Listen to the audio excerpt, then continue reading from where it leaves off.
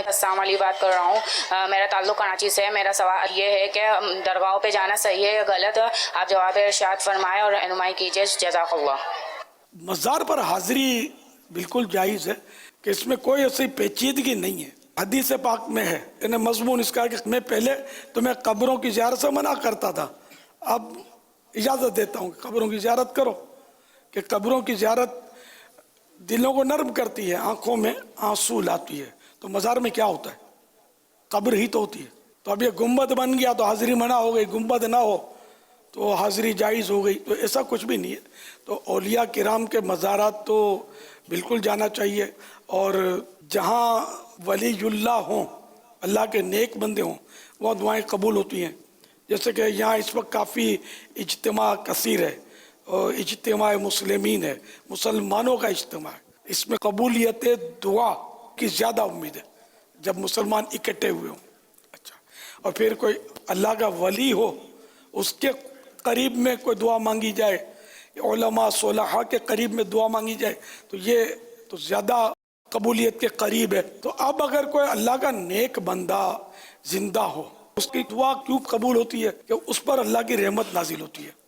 بلکہ سفیان بن عیینہ رحمت اللہ تعالی علیہ کا قول ہے یہ کہ عند ذکر الصالحین تنزل الرحمہ، کہ جہاں اللہ کے نیک بندوں کا ذکر ہوتا ہے وہاں اللہ کی رحمت نازل ہوتی ہے. اچھا، نیک بندے کا ذکر ہو، اس کا تذکرہ ہو، اس کی باتیں ہوں تو اللہ کی رحمت نازل ہو، اور نیک بندہ خود موجود ہو تو کیا اس پر کیا ہوگا؟ کیا اس پر رحمتیں نازل نہیں ہوں گی؟ انڈرسٹوڈ ہے کہ یہ تو سراپا رحمت ہے کہ اس کے تذکرہ رحمتیں دلا رہا ہے، تو خود کتنا وہ رحمتوں میں ڈوبا ہوا ہوگا. اچھا، اب جو زندہ ہے رحمتوں نازل ہو رہی ہیں، ٹھیک ہے اس پر. اچھا، اب دنیا سے چلا گیا تو کہ رحمتیں ہٹ جائیں گی؟ اب تو اجر کا موقع آیا. قبر تو اجر کا مقام ہے، وہاں تو اجر ملے گا. تو وہاں تو یہی سمجھ میں آتی ہے کہ رحمتیں بڑھ جائیں گی. امام ذہبی نے لکھا ہے کہ اب تو رحمتیں بڑھ جائیں گی. یعنی یہ لکھا ہے کہ جو سیدنا معروف کرخی رحمۃ اللہ تعالی کی قبر انور ہے، اس کے حوالے سے مختلف کتابوں میں چونکہ یہ ذکر ہے کہ وہاں دعا قبول ہوتی ہے. اس کو تریاق مجرب کہا ہے کہ اہل بغداد اس کی زیارت کرتے ہیں اور وہاں جا کے دعائیں قبول ہوتی ہیں. تو اس واقعے کو ذکر کر کے امام ذہبی رحمۃ اللہ تعالی نے لکھا، اس لیے کہ ایسے مقام پر اللہ تبارک و تعالیٰ کی رحمتیں نازل ہوتی ہیں تو وہاں دعا جلدی قبول ہوتی ہے. بے شک بے شک. تو اس طرح مطلب یہ کہ مزارات جو کہ جہاں اولیاء کرام کے مزارات ہیں وہ رحمتوں میں ڈوبے ہوئے، تو وہاں جو جائے گا تو وہ تو ذرا محروم کیسے رہے گا؟ کہ بارش ہو رہی ہو، اب آپ چھت کے نیچے آ جائیں گے تو بارش نہیں پڑے گی آپ پر. اگر آپ میدان میں آ جائیں گے جہاں بارش ہو رہی ہے اس جگہ پہ آئیں گے تو بارش آپ پر گرے گی. تو جو ولی اللہ جہاں مزار ہے تو وہاں بارش ہو رہی ہے، رحمت کی نظر نہیں آ رہی، تو اس کے قریب جائیں گے تو کچھ اپنے پر بھی چھینٹے تو پڑیں گے نا. تو یوں ہمیں ذہن اچھا رکھنا چاہیے. مدینے جانا ہے نا سب کو یار، کون انکار کرے گا؟ سبھی کو جانا ہے. تو مدینے میں کیا ہے؟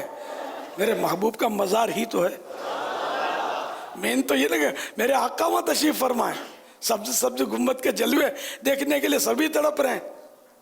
تو پھر پوچھتے ہیں کہ مزار پہ جانا چاہیے کہ نہیں. یعنی کعبہ شریف کی زیارت سب کا دل کرتا ہے نا، یہ بھی اللہ کی رحمت کا مقام ہے.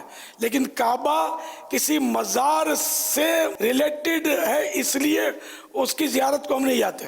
اللہ کا گھر ہے کعبہ، مگر جس کے صدقے میں کعبہ بنا اس کا مزار شریف مدینے میں ہے، تو وہ کعبے کا کعبہ ہے. تو کعبے کی زیارت کی آپ بات کریں اور بولا کعبے کی نہیں، مزار پہ نہیں جائیں گے، ٹھیک ہے مت جاؤ، ہم تو جائیں گے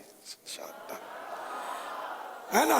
آپ تو خواب میں بھی جاتے ہوں گے اور بیداری میں بھی جاتے ہوں گے. ظاہر ہے کہ جس کو زیادہ جذبہ ہوتا ہے وہ خواب میں بھی سرکار کا روزہ دیکھتا ہے، گنبد شریف دیکھتا ہے. تو مزار ہی تو ہی ہے.